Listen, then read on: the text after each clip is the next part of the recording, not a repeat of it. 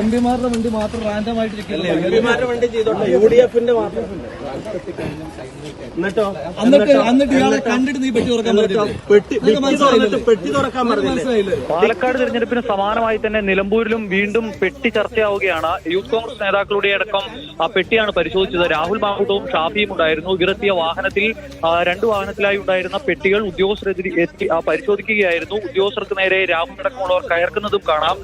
പ്രത്യേകിച്ചൊന്നും എന്തായാലും ഈ പരിശോധനയിൽ ഉദ്യോഗസ്ഥർക്ക് ലഭിച്ചിട്ടില്ല. പണമടക്കമുള്ളവ കണ്ടെത്താനായിരുന്നു പരിശോധന എന്നുള്ളതാണ് മനസ്സിലാക്കാൻ കഴിയുന്നത്. പക്ഷേ ആ പരിശോധന പൂർത്തിയാകുമ്പോൾ ഉദ്യോഗസ്ഥർക്ക് പ്രത്യേകിച്ച് എന്തെങ്കിലും കണ്ടെത്താൻ കഴിഞ്ഞിട്ടില്ല. അതിനെ തുടർന്നാണ് രാഹുലിന്റെ ഭാഗത്തു നിന്നടക്കം ഈ ഉദ്യോഗസ്ഥരോട് കയറി സംസാരിക്കുന്ന നിലയുണ്ടായത്. പാലക്കാടും സമാനമായി തന്നെ ഒരു നീലപ്പെട്ടിയുമായി ബന്ധപ്പെട്ട വിവാദം ആളിക്കത്തിയതാണ്. അന്നൊരു രാത്രി മുഴുവൻ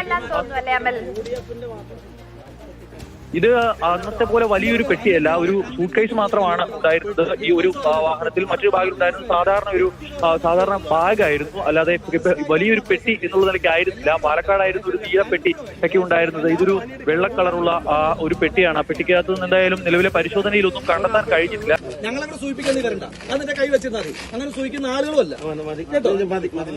നിന്റെ സർവീസിനുള്ള പാരിതോഷികം തരാം.